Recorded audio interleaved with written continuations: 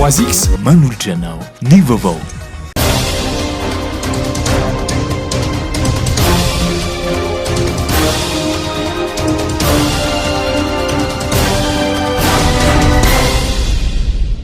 Amkafalina trano hitsidiana ny tokantranonao manatitra ny arahaba indray tompoko lasy tompoko vavy ary dia manasanao mpanajana anaraka ny fotoanany fampahalalam-baovao eto amin'ny fahitalavitra madeve amin'ity aliny talata fa 5 ny volana May 2024 ity. Notontosaina androany tamin'ny alalan'ny visioconférence ny fifidianana ny filoha-hevitry ny andemeram-pirenena faritany Toamasina kandidat tokana tamin'izany na Armamy Irma izay voafidy tamin'ny toerana filoha-hevitra ity. Vola Ravoavy sy Mamy Raisamoely.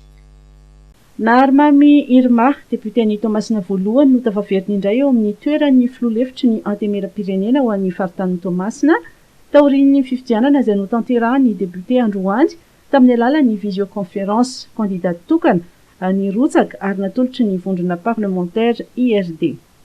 Efa ministre ny mponina ihany koa efa avy membre tany amin'ny CST taloha ary izy ihany koa zany dia efa manana anjara maro andraikitra maro be eto amin'ny firenena. Kanu zany dia tsy olona varesaka izay fa mosokona zao dia efa mazava tsara ny raha zany efa fifidianana an'izay no manentana antsika solomavavaoaka izay manaraka izao fifidiana izao mba hifidy arahana koa député na Armamy misy Irma isolotena ny faritany Toamasina amin'izao fifidianana.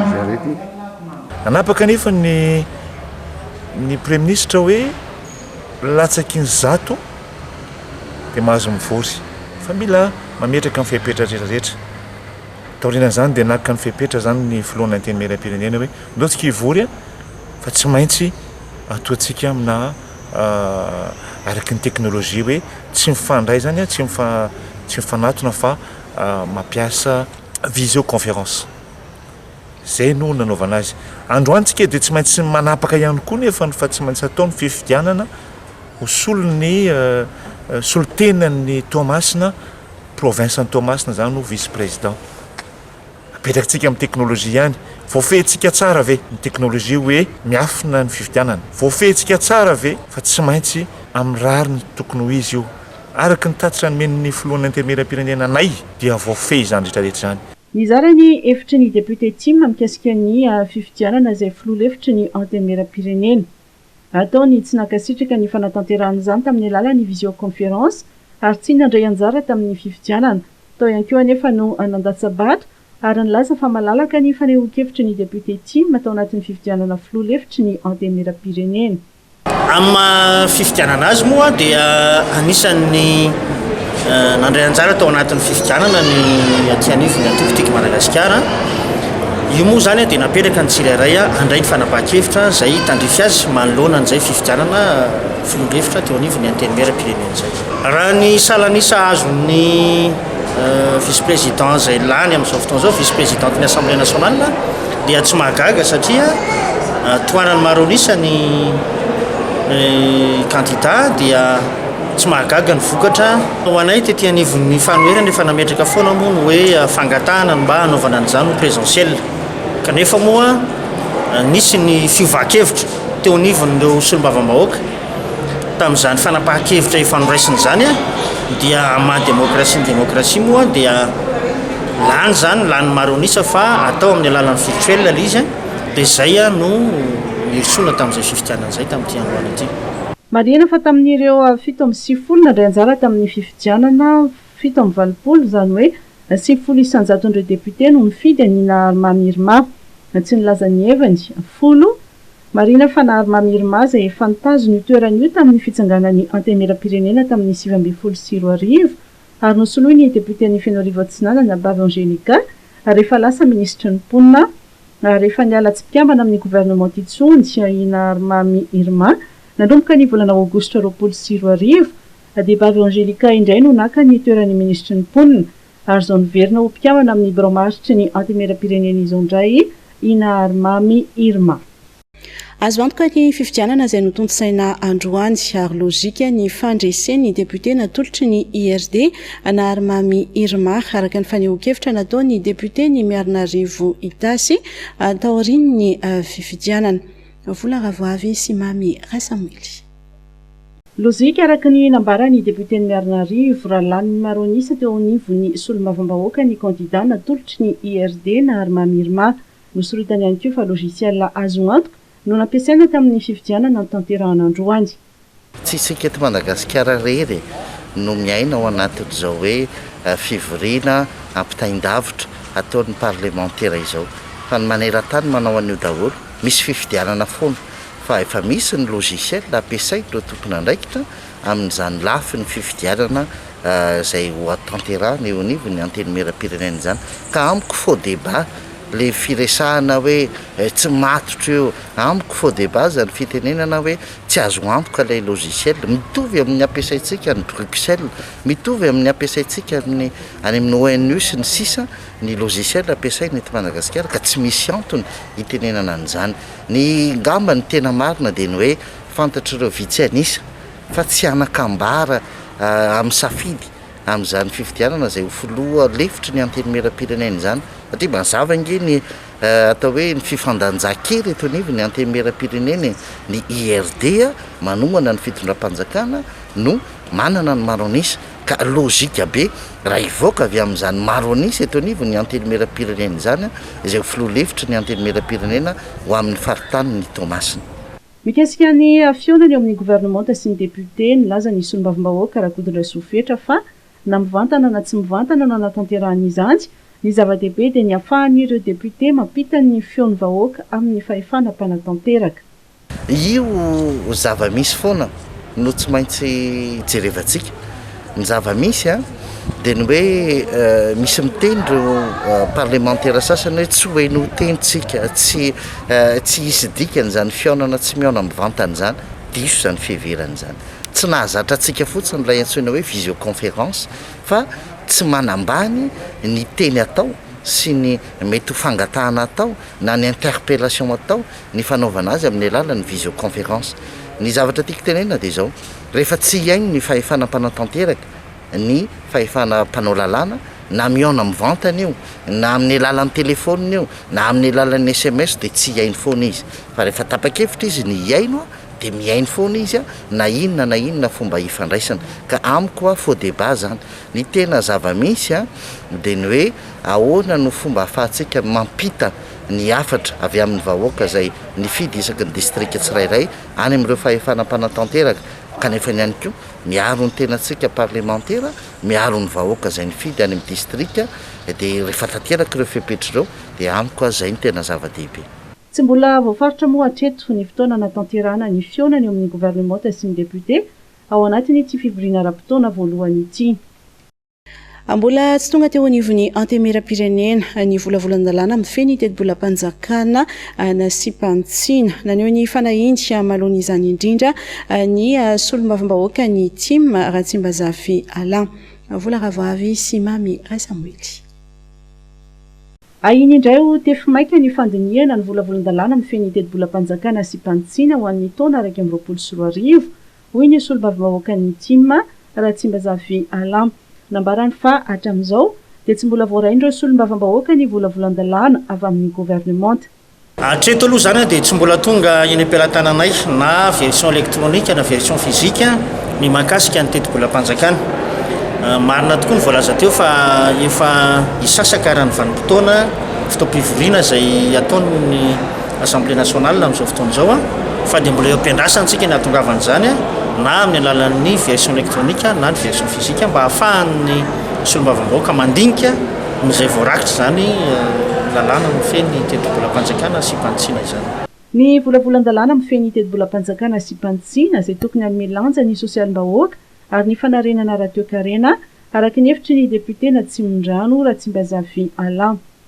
Ina zany ny tsy fahampian'ny fotoana andinihan'ny solombavam-bahoaka ny volavolan-dalàna mifeny teti-bola amin'ity izay hitantsika moa nisy tranga toy izany ihany koa tamin'ny herintaona fa io no angatahana indrindra ny eo anivon'ny ministera amin'ny fitantanam-bola zany mba andefa haingana izany volavolan-dalàna zany mba hodiniana sy ahafahana ihany koa zany miady hevitra ao anatin'izay hoe teti-bola mpanjakana zay satria dia hiakina ny fiainam-pirenena indrindra ny zavatra andrasan'ny vahoaka amin'izao fotoan'izao dia ny mahakasika ny lafiny ara-tsosialy izay hita fa tena maro ny fitarainana voaray zany mahakasika an'izay lafiny ara-tsosialy zay ary koa tokony hojerena sy ho hita ao anatin'izany lalàna amin'ny fiain'ny teti-bola zany ny mahakasika ny relance économique na ny fijerevana manokana indray ny fampandehanana ny ara-toekarena eto Madagasikara.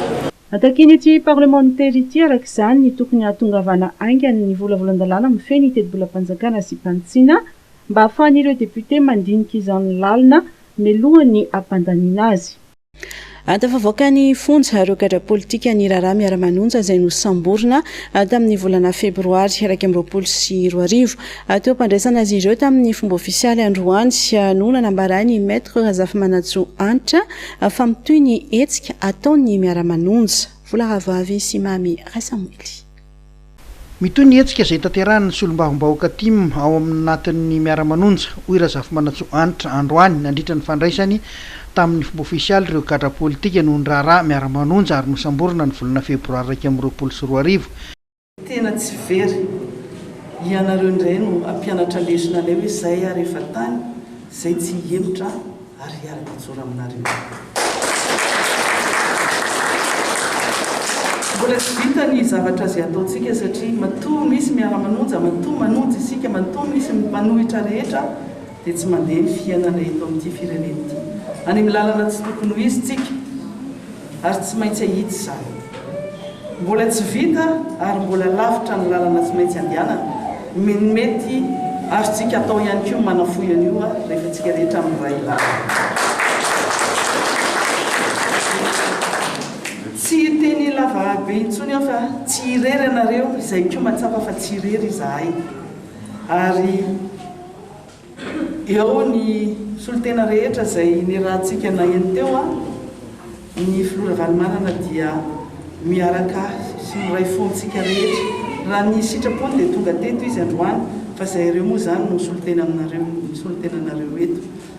Ny ekipa rehetra izay mpiara-mitolona rehetra tsy ampitsanavana hoy aho, ny mpanohitra rehetra nyity zavatra tsy mety amin'ity firenena ity tsy mijanona ary toy hatrany mandrapatonga izay tanjona minina misy 12 menaday ireo voasambotra ny mpitandro ny filaminana ary voatazana tao anatin'ny raharaha miara-manonja nisy tamin'izy ireo no nahafahan'ny fitsarana noho ny fisalasalana raha toka ny 7 tamin'izy ireo voaterina mitasazy tany am-ponja ary nivoaka ny fonja ny sabotsy 20 Mey lasa teo.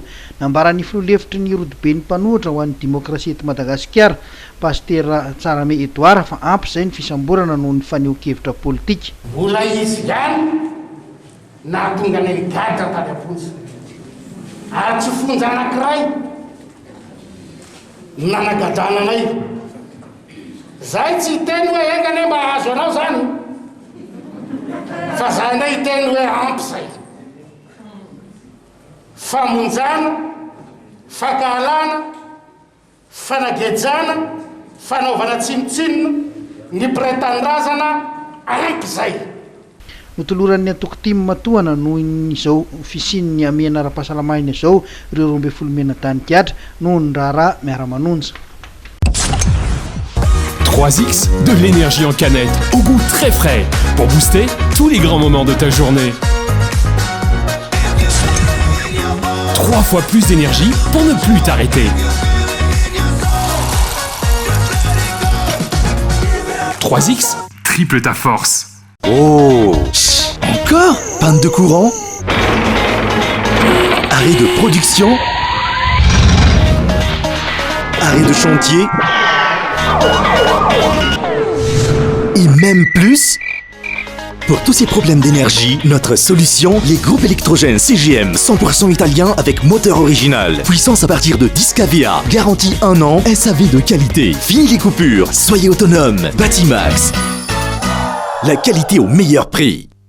ivadika lafim-baovao afa mihitsy kosa indray isika olona misa 4 indray namony ainy vokatry ny valanaretsina covid-19 570 ireo tranga vaovao ary 13 kosa ireo sitrana somatsara atao anaty ny 420 ora farany. Ny tatitry ny ministera ny fahasalamam-bahoaka ihany koa no nafantarana fa 900 ireo marary mbola manaraka fitsaboana amin'izao fotoana izao. Ro avy hatrany ny andindiny mikesika n'izany tatitra izany. Isan'ny tranga vaovao 570 ireo sitrana somatsara 13 nisan'ireo namony ainy 4 totalin'ny fitiliana vita 270 ho an'ny datin'ny 4 May 2024 900 ireo manaraka fitsaboana 20 ireo forme grave tare mars mars 20 hatramin'ny 4 May 2024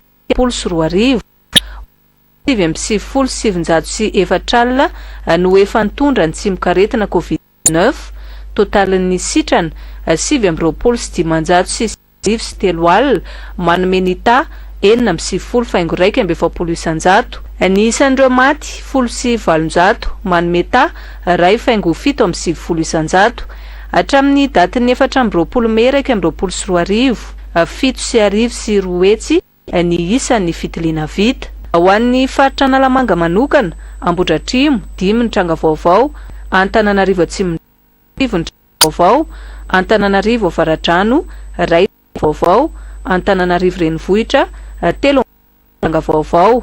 Ny firandraeo no manome ny antotanisa 7 ho an'ny tranga vaovao eto Analamanga. Ratsaivina dia 5 ny tranga vaovao, 13 ireo sitrana, 4 namony ainy ary 270 kosa ny fitiliana vita ho an'ny datin'ny 4 May 2024. Anisan'ireo teratany malagasy efa natotosany vaksiny fanefitra ny valanaretsina covid-19 ny député ny Morafenimbe Vonaitsy Jean Eugène miantso amin'ny fanatontosany izany ny tenany mba hoentina miaro amin'ity valanaretsina ity. Vola Ravoavy Simamy Samuely. Miantso ny tokony anatanteran'ny malagasy ny vaksiny fanefitry ny covid-19 ny solom-bavambahoaka ny Morafenimbe Vonaitsy Jean Eugène. Ity député ity izay anisan'ireo député efa nanao vaksiny ary tany la Frantsa no natanterahany izany. Fa eto dia manentana ny vahoaka rehetra sy ny tompona andraikitra rehetra mba tsy ho voafitakolona, mba tsy ho voarebirebin'olona amin'izany hoe tsy hanao vaksiny izany fa vaksiny ratsy io. Tsy ratsy io vaksiny io efa nampiasainy Eropa rehetra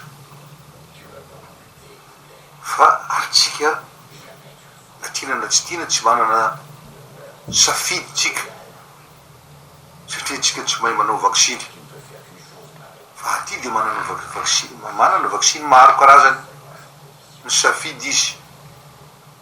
Isaran'izay zao dia nanao ny Pfizer ka isika zany tsy manana safidy. Nanao aho raha ohatra ka mbola ohatra fa tonga ny vaksiny zany AstraZeneca io, zany hoe générique ny AstraZeneca io zany. Fa noho izay noho tsy mbola fisian'ny vaksiny no nandehanako aty. Vaksiny efa nampiasainy ary niasa teto tato Eropa. Fa izy reo manana soa, misy manao hoe tsy mety hoe mihoatran'izao hoe efa maro ane petahana amin'ny vaksiny io efa tsisy maty. Effet indésirable tsy maintsy misy amin'ny vaksiny rehetra. Tamin'ny vaksiny hitatsika amin'ireny ataon'ny zaza reny zany taloha na amin'izao fotoana zao avy manao an'iny dia tsy maintsy misy ny atao hoe maladie zany bénigne, tsy mahafaty zany fa tsy maintsy misy an'izany. Zaho zao dia profon'izany zay nivady nanao dia zaho dia anatin'ny 4 andro aho no nangorangorana sady nefa nanako Doliprane tamin'ny première dose satria afaka ray volana an'iny dia nanao deuxième dose dia misy an'izany.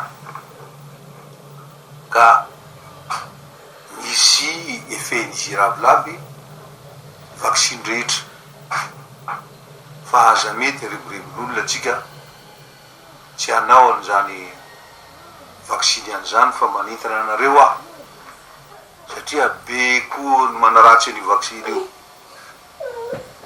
ka za zany de manentana fa tsara io ataovy io vaksiny io fa aza mety riboribon'ny olona ary isorako amin'ny ribo-tondra am'izao fotoana zao aza nanafatra ny vaksiny io ary mbola manentana any zareo a manafatra vaksiny na vaksiny iny izy na vaksiny iny fa vaksiny fa nampiasain'olona ampiasain'olona tsy nampanininy io. Ny solo-mavim-bahoaka vonaitsy Jean Eugène izay mitaky ihany koa ny anokafana ny fiangonana izay mbola mihidy amin'ireo distrika mbola ahitana trangana Covid-19 betsaka raha ny fepetra noraisy ny fitondram-panjakana ary nambara ny Praiministra ny Alahady 12 Mey 2024. Mba hiendika an'io tsika zany, hiendika ny malagasy rehetra zany izy na any ambany vohitra any azy sy ny andreny vohitra. Zay ny fangatahako. Ary eto aho dia mbola manamafy miteny efa nilazaiko satria misy tapaka moa izy iny ka ary zaho maha kristianina aho na eo aza ny mahasolom-bahoaka zay mahazo ny fitarainan'ny kristianina rehetra ka mbola manamafy aho ny fangatahako amin'ny mpitondra na dia fiefan'ny fampiresaka tokoa zay sy présidentin'ny république any Rajoelina zany momba izy io tamin'ny telefona dia nampitahako azy dia nanome izy accord de principe fa hoe pilolo afaka 10 andro dia sokafantsika le izy amin'ny faritra efatra zay mbola mampanahy amty ny Covid-19 ty fa amin'ny faritra rehetra ny Madagasikara ozy a efa sokatra malalaka ny glisy na eo ny fanafody na eo ny dokotera fitaovana zany fitaovana fotsiny zany fa Jesosy Kristy no tena inoatsika no manasitrany. Andrasana ny farany herinandro zao moa ny fepetra vaovao raisy ny fitondram-panjakana mikasika ny ady amin'ny Covid-19. Mitoetra ny kosa ny fanomezana jiro manazava an'ireo tanàna izay manamorona ny lalam-pirenena faharoa ny komuna Ambanivohitra Sabotsianjiro no nisitraka izany ny herinandro lasa teo. Fotoana izay noararotsy ny député Moramanga nanatontosana hetsika sy nanentanana ihany koa ny mponina amin'ny fiarovana amin'ny valanaretsina Covid-19. Vola Ravavy sy Mami Resamily. Misitraka azavana ny komuna Ambanivohitra Sabotsianjiro distrika ny Moramanga. Jiro mandeha amin'ny herin'ny masoandro manana tanjaka 400 misa 70 izay fanomezana avy amin'ny fitondram-panjakana amin'ny alalan'ny ministeran'ny angofo sy ny akoranafo no apetraka amin'ireo fokontany efatra manamorona ny lalam-pirenena faharoa ary natolotra tao Manakasina ny ben'ny tanàna sy ireo lehibe ny fokontany voakasika. Sitraka indrindra ny filoham-pirenena natotosany velorano eto amin'ity komuna Sabotsianjiro ity. Misaotra betsaka anao ny vahoaka manontolo izay soloko tena eto ary makahery ihany koa amin'ny ady masina ady lehibe sarotra amin'izao fotoanan'ny coronavirus zao. Tsapa fa manao ny asany tokoa ianareo amin'ny fitondram-panjakana mijery anay vahoaka madinika ety fotony. Mivalapatra tokoa amin'izao fotoana izao ny fotoana lany amin'ny ady amin'ny coronavirus izay tsy maintsy hatrehany zany na tiana na tsy tiana. Hitanay ny ady nataonareo akasitranay zany nefa na zany laty zany koa ary dia tsapanay koa fa hita taratra foana fa mitsinjo ny sosialy ianareo mitsinjo ny vahoaka miezaka ny ampandroso foana na dia eo ary zany sakany zany ka dia makasitraka ny fitondram-panjakana izay tarehanao ny vahoaka. Nandritry ny fanolorany ireto jiro ireto no nitondran'ny solo-mavim-bahoaka ny Madagasikara Dr Jobelina Louverjou amin'ny fanentanana amin'ny ady atao ny valanaretsina Covid-19 ary nanomezany arotava 430 ho an'ny mpianatra sy mpanabe ao amin'ny EPP Manakasina ary ranom-panafody famonoana otrika aretina namendrahany ireo sekoly sy ireo birao-panjakana hivezivezen'ny mponina ao amin'ny komuna Sabotsianjiro. Nanatatosa fitsidiam-paritra tany Iorombe ny filoham-pirenena ny alakamisy sy ny zoma lasa teo. Maro ny foto-drafitrasa izay notokanany nandritra ny izany fitsidiana izany aro avy hatrany ny andindiny miaraka amin'ny Vola Ravoavy sy Tsiry racontoarson. fotodrafitrasa vaovao maro no tokanan'ny filoham-pirenena Andry Rajoelina nandritra ny fitsidiparitra ny tanterahany tany amin'ny faritra Iorombe ny alakamisy sy ny zoma lasa teo. Ankoatra ny fitokanana ny base opérationnelle avancée izay naorina ao Iakora entina edina amin'ny asan-dahalo sy ny tsy fandriam-pahalemana, notokanana ihany koa ny fibeparitry ny filaminam-bahoaka ao Iorombe. Fotodrafitrasa izay ahitana efitra 530 ny toerana izay mivelatra amina 507 metatra toratro. Isahana ny fandriam-pahalemana maharitra ao Iorombe ny fibeparitra izay vao nahazo ihany koa fampitaovana toy ny fiara tsy mataho-dalana sy ny moto mitondra ny marika gasikara avy amin'ny filoham-pirenena. Satria anisan'ny velorano ary anisan'ny zavatra mangatahany vahoaka tetin'osy no namatisana an'izany fandriam-pahalemana izany. Ny rehefa miresaka fandriam-pahalemana tsika dia tsy milaza hoe fandriam-pahalemana any ambanivohitra ihany fa na tampo-tanàna ary dia ilaina koa ny fandriam-pahalemana ka raha mametraka ny base militaire opérationnelle avancée tsika any amin'ireny toerana izay mahavaivay amin'ny asan-dahalo ireny dia mametraka kosa ho an'ny polisy-pirenena indray ankehitriny eto izao direction régionale ny sécurité publique iosy izao. Nampitariny any mponina ny tsy fahazona rano fisotro madio teo aloha ho famahana izany naorina ny fotodrafitrasa tombon-drano na ny centre de traitement d'eau potable ao Tsarafidy izay notokana ny filoham-pirenena Andry Rajoelina nandritra ny fandalovany tao Iorombe. Fokontany misy 3 no mahazo ny rano fisotro madio manompoka izao. Mponina 2 alina sy 1 hetsy no misitraka ny fotodrafitrasa ahazona rano fisotro madio tonga isan-kerinandro. Mampiasa ny teknôlôjia ultraviolet ny tombon-drano entina hanadiovana ny rano. Taritana amin'ny loharano karazany 3 ny rano mandalo fanadiovana ary tonga isa-tokantrano. Mahavokatra rano 300 metatra toratelo isan'andro ny tombon-drano. No anitondrantsika amin'ny firenena izay ary araka ny lazaiko dia mbola ampitomboantsika hatrany ny hafainganam-badeha ny asa ho atao amin'ny rotoana tapany ho azy. Io moa efa nilazaiko hatramin'izay hoe io ohatra ny tomobile ihany efa mampiditra vitesse ianao 5 ny vitesse-ny tomobile première, deuxième, troisième, quatrième, cinquième. Première mbola somary mandeha miadakadana, deuxième efa somary mahazo vitesse ihany, dia hitanareo rehefa tonga ny troisième, ny quatrième, ny cinquième da dia ho maromaro izy ny tsy mahay manisa ny zavatra ho ataontsika eto amin'ny firenena fa indrindra ny Iosy. Nitokana ny trano be ny Tatsaha mpamokatra ao Iosy ihany koa ny filoha nanamafy andrimatoa Andry Rajoelina fa mijoro manampy ny Tatsaha ny fanjakana izay resy lahatra fa ny fampiroboroboana ny fambolena sy ny fiompiana no ahazoana miady amin'ny fahantrano sy mahatratra ny fahaleovantena ara-tsakafo. Tokony mbola ao ampiny.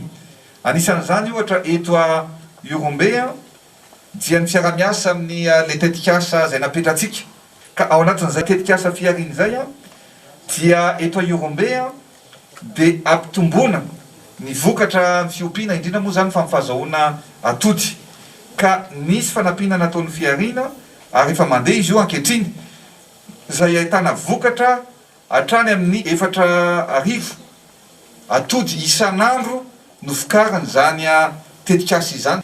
Nanolotra milina famokarana menaka ihany koa ny filoha ahavita mamokatra menaka 4,5 tonne isan'andro ny milina.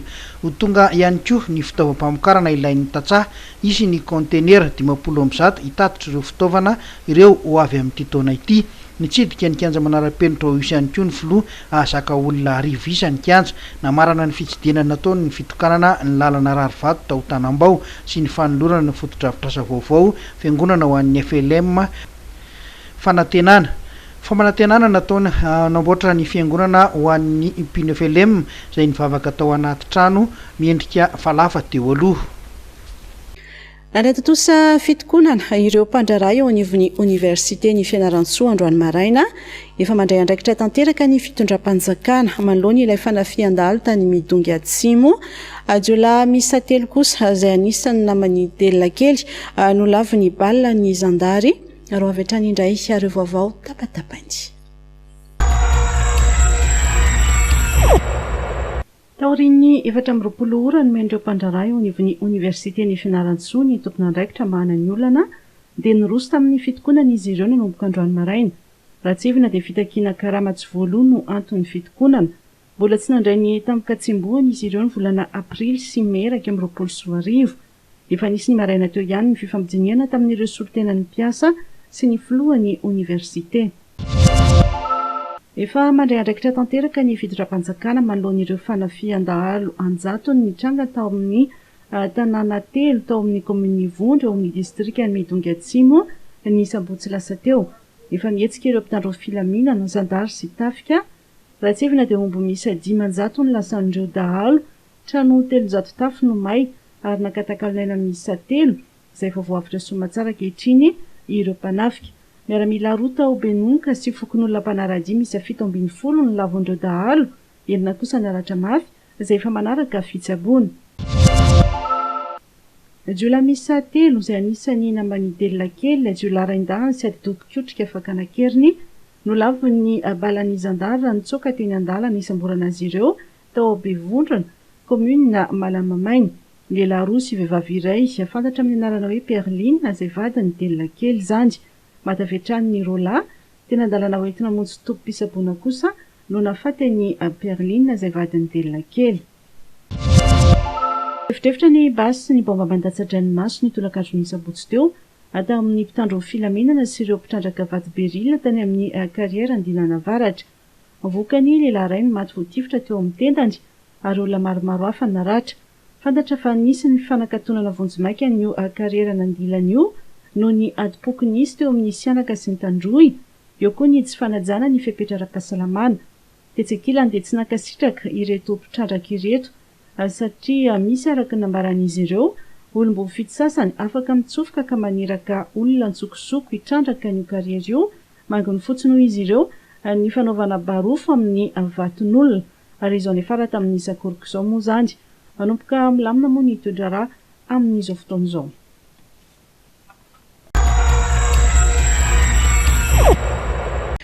Ambola trangam-piarahamonina trany Anotomandry io tolakandro io Andriamatoa Gabriel Rabiarmanana izay sekretera jeneraly ny antoko monima sady mpampianatra mpikarika ihany koa eo anivon'ny université. Afa nitondra ny evany sy ny sosikeviny nikasika ilay tsy fandriam-pahalemana sy ny asan-dahalo izay namonjan'olona maro tany Midongy Atsimo i Paolo Raolinarivo nandritra izany no nanambarany fa tokony avela malalaka ny dina mpiarahamonina fanamiaro amin'izany resaka asan-dahalo izany. Jemimana Daniel sy Tsiry Rakotoarso. Tsy azo ekena intsony amin'izao fotoana izao ny fisina tambanjotrana dahalo izay manao fanafiana sy manafika tanàna, mamono sy mandrava fananan'olona. Tsy fandriam-pahalemana avolenta araka izany no misy ary resaka fandranana omby no resaka eto na ihany koa dizadisa-piarahamonina miteraka valifaty. Méthode-ndremena bila tamin'ny 2010 no verina. Inona ny maha méthode-ndremena bila azy? Misy recrutement dia misy attroupement plus de 100 personnes. Ny olona misavisa fotsiny hoe zato fa mety zato mahery mety 200 ary armé jusqu'aux dents zany reo olona reo. Midika zay fa misy reo organisation ataon'ireo réseau sy mafia mpanondran'omby io satria ny omby alainy dia mihoatra ny arivo. Mampahatsiahy itsika n'le problème tamin'ireo menabila izy io. Raha io zany ny antony io roa ihany. Soit misy disa-piarahamonina dia valifaty hoe tanàna anankiray misy organisé dia manafika tanàna anankiray satria mety misy zavatra sy nafanaraka na misy fanampiana taloha na misy tsendry hazolena natao tamin'ilay tanàna dia misy organisé ny vatandela hoe ndao valifaty ndao hanafika an'io dia dorany ny tanàna. Faharoa roa fotsiny ho iaho valifaty le raha dia organisation tanàna contre tanàna io na foko contre foko. Ny faharoa dia misy manafatra mety misy commande omby marobe any matoa misy dahalo anjato ny afaka misy organisé sarotra be ny recrutement zany fa matoa misy dia misy gros bonnet zany dia zay no havatrako amin'ny filohan'ny république fa nisy hainao manjery marobe ny nanontany hevitra ko teo hoe azakena tsony président amin'izao fitondranao zao no misy réseau na mafia mpanondran'omby sy mpanao recrutement na dahalo anjatony azakena tsony fa zahay dia vonona hanampy anao amin'izany fantatray ny mipitsopitsy madahalo ny dahalo rehetra afaka koa zay manao organisation hanao recrutement na vatandehilahy tsara sitrapo hanenjika an'io. Ny teniko farany dia tsotra aoka tsy ho poretina ireo vahoaka fantatrany sy ny hazolena ataony dahaly tena izy satria misy fotoany filaminana maty teo zay niondresitsika mpanajana de misy vahoaka maty misy fokon'olona maty dikan'izay zany opération nambadika an'izay de okany mpanao opération tsy hanao représailles intsony am'ireo vahoaka tsy manatsiny satria ny dahaly tsy mipetraka tanàna tokony ampiana sy atao ihany koa ny ampanaradalàna ireo fokon'olona manana fitaovana tahaka ny basy entin'izy ireo miaro tena azo anaovana représailles ny tambany volo mbola manana arma herovana ny tenany zay ny antsoina hoe autodéfense villageoise fa ny akamaroany zany ny teneniko aminareo mpanao zay tsy ny vahoaka malagasy zay mijery ty zavatra ty ny akamaroany sy asahian'ny fokon'olona mamaly de ny fitaovan'ny fokon'olona ndray ny basy ndray no alainy mpitandro filaminana ny basy arovatena ndray no potehina de ny any dahalo anefa arangarangana efa nisy basina dahalo ve ny restitueny efa nisy basina dahalo ve ny potehina misy fitaovana dahalo ve voapotika tsia de ny fokon'olona lasa malemy de ny dahalo manjakazaka efa tsy voaritsika aloha ny any amin'ny proximité any tsika fanjakana za anatiny zany tsy voaritsika ny ain'olona sy ny fananany fa velaon'olona hisorganize amin'ny alalan'ny dina autodéfense villageoise araka izany tena namafy Paolo Emilio Raolinarivo fa tokony tsy hosakanana ny fametrahany fokon'olona ny dina eo amin'ny faritra misy azy ireo ahafahana mitandro ny filaminana eny fotony Manameloka tanteraka ny fietsika fanapotena na fangalarana ny fotodrafitrasa natao andreo olona lavo ny Covid-19 eny amin'ny fasan'ny firaisampo ireo olom-pirenena sy ny avy amin'ny mpiaro ny zon'olombelona amin'izy ireo dia tsy sotoavina malagasy ny tahaka izany ary sy tokony atao alaolana ny fahasairanana. Jemimara Daniel sy Tsiri Rakotorsa. Tokony saziana ireo olona tratra manimbana mangalatra fotodrafitrasa iombonana manoloana ny zava-misy mikasika ilay fasana firaisampo dia mangataka ny hampiarana lalàna ho andreo izay tratra manimba izany ny mpiaro ny zon'olombelona. Le tratra hoe manimba le fasana sy mangalatra dia mazava ho azy kosa nefa halatra zany misy lalàna antsika misy fanjakatan-dalàna tsy maintsy maka mifepetraka zay maizy anazy zany zay mitandrefy amin'io mba tsy rariny kosa aloha le izy dia ny tena mampalely kosa zany olona mangalatra n'le avia sy le zavatra atao amin'le fasana tena mampalahelo zany. Tokony fampitsinjo hatrany ny malagasy aranaja ny soatoavina hoy Chandodis Raoera. Misy ezaka be mihitsy ataon'ny flou président Andrinirina Rajoelina satria rehefa be dia be le maty zany tsy hoe sanatria tsy fitiavana le tanindrazana satria tsika malagasy moa zany dia tena manana le soatoavina hoe mamy ny tanindrazana mamy ny fasan-drazana kanefany eo anatrehan'le Covid zany dia tsy hoe jerevo ny tenanao nefa jereo koa ny hafa dia mety hoe voatery zany rehefa hoe tsy afaka alefa any amin'ny faritra zany le faty mibetsaka ny teny hoe tsy mety nefa za mahita hoe zero daholo ny zao tontolo zao mba tsy hapotika an'le tsika tsy tia an'le hoe mandoro olona satria mandoro olona be dia be ny any amin'ny ivelany fa tsika zany tena mbola miezaka zany manaja an'le soatoavintsika. Melohina tanteraka ny fihetsika tahaka izao ary tsy tokony atao excuse ny resaka fahasairanana sy ny fahantrana satria nasahirana tahaka ny ahoana azy tsy ny zavatra rehetra ny fangalatra tokony hipetraka foana ny soatoavina maha-malagasy ho hiatrany ty mpiaro ny zon'olombelona ity. Noravany ben'ny tanàna Nambatondrazaka ny bureau maharitra ny mpanolontsaina an-tanàna nisy ny taratasy ofisialy nalefa ny tany amin'ny filohan'ny mpanolontsaina mikasika izany ity farany izay milaza fa ny fanaronana ny tsy mety ataon'ny ben'ny tanàna no anton'izao fihetsika ataon'izao. Tadibavao Daniel Janisia. Vaky ny ady eo amin'ny ben'ny tanàna Nambatondrazaka sy ny filohan'ny mpanolontsaina. Nisy ny fandefasana ity ben'ny tanàna Nambatondrazaka ity taratasy tamin'ny filohan'ny mpanolontsaina ny tanàna ny 7 aprily lasa teo izay malaza ny andravana io bureau maharitra ny mpanolontsaina io. Tasy nalefa ny ben'ny tanàna ny commune Andrenivohitra Ambatondrazaka tamin'ny tena koa ny 7 avril 2024 izay voaika tamin'ny ara-dalàna tamin'ny 7 mai 2024 mangataka ny andravana ny bureau maharitra ny mpanolontsaina ny tanàna commune Andrenivohitra Ambatondrazaka. Ary mazava tsara io rafitra io dia nirafitra voalohany dia nirafitra mpanolontsaina na natao hoe organe délibérant ary ny rafitra faharoa rafitra mpanan-tanterana na natao hoe organe exécutif. Io rafitra io tsy mifanitsaka fa samy manana andraikitra sahany izy io kanefa kosa miaramiasa eo andraikitra eo mba ho fampandrosoana ny commune. Anisany tonga izao fandravana ny Bromatra izao ity filohan'ny mpanolotsaina ny tanàna ity dia ny tsy fanekeny ireo osika marobe izay kasain'ny be ny tanàna tao. Tetika maloto avy amin'ny be ny tanàna hoentina hanonganana ny tenako satria be dia be hoe zavatra tsy mandeha anivon'ny commune, be dia be koa io osika sy io fivarotana tany tsy aradrariny izay efa nandalo teto moa bianco koa nanao ankety anay.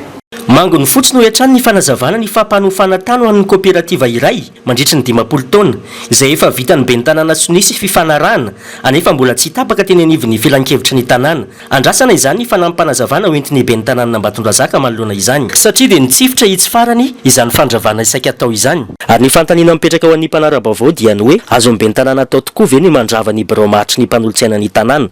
Avoaja kosa tamin'ny akabeany sy ny fipetra-ara-pahasalamana hoentina miady amin'ny fipartany ny valanaretsina Covid-19 nandritra ny fety ny Pentecosta tany Tomasina nietsika ireo mpitandro filaminana nanaramaso sy nampanaja an'izany sy afepetra izany. Tato-baovao Maresaka Miray. Nilamina tamin'ny akabeany ny fiatrehana ny lundi de Pentecôte tao Tomasina voaja ireo fipetra-ara-pahasalamana no ny fandraisana ndraikitra ireo mpitandro filaminana izay niparitaka manerana ireo toerana fitsangatsanganana ka nafana nakana ny fitangoronana izay miteraka fifampikasoana. Zandary sy miaramila ary polisy anjato no naetsika nandritra ny fety. Anatin'ny ezaka miady amin'ny coronavirus izay mitoy dia mitoy ny fepetra amin'ny fanidina ny bord de la mer, ny avenue de l'indépendance sy ny toerana izay fitsangatsanganana rehetra mba ahafahana mifehitrany ny coronavirus na dia Pentecoste ara ny andro na dia alatsinainy Pentecoste ary androany. Tsy tao tapitanànan'ny Tomasina ihany no nanaovana fanaramaso mba hisoroana ny fipariahana ny valanaretsina Covid-19. Androany na ny zandary polisy miaramila dia hitantsika izy be dia be izany hoe amanjatony zany nahitsika androany amin'izao lundi de Pentecôte zao. Dia hitantsika daholo zany na ny any amin'ny amorontsiraka eny atsimo iny na havaratra na eto amin'ny tapitanàna amorontsiraka eto akaikin'ny tanànan'ny Tomasina ville ty dia nahitantsika dispositif manokana daholo zay amin'le fametrahana an'le mpitandro filaminana. Tamin'ny akabeany dia tsy nisy ny fandikan-dalàna nataon'ireo mponina efa roa volana koa zao no nanakatonana ireo site touristique any amin'ny faritra Atsinanana. Eo amin'ny lafiny fahasalamana kosa indray mbola betsaka ny vehivavy izay tratra ny aretina mamany lava eto Madagasikara. 4 arivo ka hatramin'ny 5,800 taona eo ireo tranga vaovao araka ny antotanisa. Azo atao tsara nefa ny misoroka ity aretina izay vokatry ny faharovita ny tadavy ity. Ny andindiny avy hatrany miaraka amin'ny namana Jemima Radaniel. Mahery ny 5 alina ireo vehivavy mbola miaina miaraka amin'ny faharovita ny tadavy eto Madagasikara hiaran'ny fanilikiliana eo amin'ny fiarahamonina. Fa efa mihoatra ny 507 kosa ireo vehivavy nandray soa tamin'ny fandidiana maimam-poana izay nataon'ireo ekipa mpandidy voaovana misy 80 teto Madagasikara nanomboka tamin'ny taona 13 mangotraka ankehitriny teny anivon'ireo tompom-pahasalamana misy 20 manerana ny nosy. Mbola olana lehibe amin'ny fahasalamam-bahoaka eto Madagasikara araka izany ny aretina mamany lava izay voka-dratsy ny fahasarotana eo am-piterahana ka tsy voaray tanana ara-dalàna.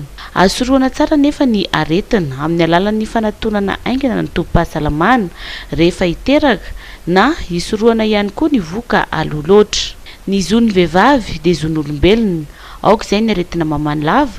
Io kosa no loha hevitra nentina nankalazana ny andro iraisam-pirenena ho fanafoanana ny aretina mamany lava tamin'ny ity taona ity. Any 20 Mey lasa teo no nankalazana ny andro iraisam-pirenena ho an'ny karazany zava-maniry ary nisy indrindra ny 4 izay noentsiny ministry ny tontolo iainana sy ny fandrosoana lovainjafy Dr Rarinirina Bomiafy sy Vainala mikasika izany. Tompoko vavy sy tompoko lahy amin'ny mampikambana antsika ao amin'ny fifanarahan'ny iraisam-pirenena mahakasika ny karazany zava-mananaina dia manamarika ny andro iraisam-pirenena mifandraika amin'ny fifanarahana io isika eto Madagasikara isan-taona. Ka ny lohahevitry ny fankalazana amin'ity taona 2024 ity dia ny hoe anisan'ny vahaolana isika. Tompoko lahy sy tompoko vavy isika rehetra dia samy mahalala fa miankina betsaka amin'ny zavaboary ny fiainantsika olombelona ary maro ny tombontsoa azontsika amin'izany ao ny sakafo ao ny fanafody ao ihany koa ny asan'ny rohim-piainana izay manampy betsaka antsika amin'ny asa fampianarana sy ny asa fivelomana. Manan-karena tokoa isika eto Madagasikara raha karazan-java-manan'aina no resahana satria ny 10 isanjaton'ny karazan-java-manan'aina maneran-tany dia hita eto amintsika avokoa. Mitsambika mikipy ihany anefa isika olombelona satria ny asa fanimbana ataontsika ihany no manapotika ny zava-manan'aina manodidina antsika. Ao anatin'izany ny fitrandrahana sy ny fanjonoana tsy araka ny tokony ho izy, ny famadihana ny ala ho toeram-pambolena, ny fiantraikan'ny fiovan'ny toetrandro sy ny sisa maro. Tsy eto Madagasikara ihany anefa no ahitana fahaverezan'ny karazan-java-manan'aina satria na ny fanimbanana ara-tsiantifika natao maneran-tany aza dia manambara fa ao anatin'izao taona dia ahina ho lany tamingana ny 10 isanjaton'ny zava-manan'aina eto ambonin'ny tany. Tsy maintsy jerena arak'izany io fampiasana ny harena voajanahary ary ny Ministeran'ny tontolo iainana sy ny fandrosoana lovain-jafy dia manamafy ombeny fa ny asa fiarovana ny tontolo iainana dia tokony hifanindran-dalana hatrany amin'ny asa firosoana any amin'ny fandrosoana lovain-jafy. Tokony ho jerena arak'izany ny fahafahan'ny mponina indrindra ny eny fotony mivelona sy miaina mba handraisan'izy ireo anjara ihany koa amin'ny asa fiarovana. Ny fampiroboroboana ny asa mampidi-bola maharitra ho an'ny mponina mivelona manodidina amin'ny faritra rovana dia heverina fa manampy betsaka amin'ny fitantanana ireny faritra ireny. Tompo-kilasy tompo-vavy, araka ny lohahevitry ny fankalazana dia anisan'ny vahaolana isika. Ny Ministeran'ny tontolo iainana sy ny fandrosoana lovain-jafy dia manana andraikitra tokoa amin'ny paikady hitantanana maharitra izany karazan-java-manan'aina izany. Tsy afaka ny ambo ny avita irery anefa izahay ato amin'ny Ministeran'ny tontolo iainana satria anisan'ny tokony hitondra vahaolana amin'ny olana sedraina isika rehetra tsy ankanavaka satria mifameno tokoa ny asa ataontsika. Manamafy izahay fa amin'ireo asa miantehitra amin'ny fampiasana ireo karazan-java-manan'aina ireo no tonga fanohitra ho an'ny fandrosoana lovain-jafy. Ndao ary ara-isalahy hanatanteraka ny adidintsika satria tombony ho antsika tokoa izany ary tsy ho aniza tsy akory fa ho an'ny tranobe iombonantsika. Mankasitraka tompokolahy, makatelina tompokivavy. Vaovao mahakasika ny fanatanjahantena kosa indray tsy afaka ny andray anjara amin'ny fiadiana ny tompon-daka ny Afrika izay atao atsy Kenya nanomboka androany ny mpibata fonjam-by malagasy. Nitondra fanazavana mikasika izay indrindra moa Andriamatoa Andriamanarivo Arnelina filohan'ny federasiona Norbert Rakotomalala. Efa nitady ny vahaolana rehetra izahay ny federasiona ny fibatana fonjam-by andraisan'ny Madagasikara anjara amin'ny fiadiana ny tompon-daka ny Afrika no sady dingana farany adiana tapakila amin'ny lalao olimpika kanefa izao tsy lasa izao no ny olana eo amin'ny sidana tokony hondranana makany Kenya. Tokony ho natao tetontsika tamin'ny volana febroary teo io fifananana io izay faneken'ny fanjakana malagasy ny andraisantsika azy noho ny antony Covid-19 nefa dia tsy afaka nampiatrano indray isika araka fanazavana nomen'ny ministera Kenya no nanakandray izay fandrombonany amin'ny teknisiana malagasy ny fanatontsana azy. Na tsy ary tena ho nataon'ny fanjakana Njorombala ny taranja fibatana fonjam-by izay manana olana eo amin'ny fiaramanidina iazony any Kenya hoy ny federasiona. Koa manao antso avo aminao zay Andriamatoa filoham-pirenena fa sanatria kory tsy hoe nanana fotana mahafaty ny fibatana fonjam-by fa mba anisan'ny tondra avo ny voninahim-pirenena na tamin'ny Jeux des Îles dia voalohantsika ary ny atsasaka ny médaille nentin'ny Madagasikara mahery dia nentin'ny fibatana fonjam-by. Rehefa nanao Jeux africains isika dia ny haltérophilie nitondra médaille betsaka indrindra ary nanaraka azy ny baskety. Mino fa voninahim-pirenena no arovana fa tsy sanatria akory hoe andeha hitsangatsangana amin'ny fananam-pirenena toy izao. Ary ny dernière qualification io dia mahavoasazy antsika Madagasikara satria zavatra efa engagé ozy izy ny any ambony any no ny lavin'ny Madagasikara. Rehefa engagé ve ny zavatra dia anaovana atsirambana toy izao. Dia tena malahelo ny fibatana fonjam-by na teo amin'ny bodybuilding na haltérophilie dia tsy nitsahatra ary mbola mariako eto fa ny haltérophilie irery any no sport olympique hoy aho nitondra médaille mondiale teto Madagasikara. naneo ny alahelo sy ny fahakiviany tanteraka ireo atleta malagasy mpipata fonjamby izay tsy afaka andray anjara amin'ny fiadiana ny tompon-dakany Afrika izay atao atsy Kenya nanomboka androany. Norbert Akotomalalatra no mitatitra anao ny vaovao. Isan'ny taranja nitondra avy ny vonay pirenena ny fibatana fonjamby izay nazahoantsika larana voalohany nadritry ny lalaon'ny nosy sy mbola nandrobahantsika medaly volamena betsaka ihany koa nadritry ny lalaon'ny tany miteny frantsay izay natao tany Maroka. Ankehitriny kivy tanteraka izay atleta hoe Rosina izay isan'ny efa manana tongotra ila ny Japon amin'ny lalao olimpika amin'izao tsy fafana mandray anjara amin'ny ity dingana farany izay atao atsy Kenya ity.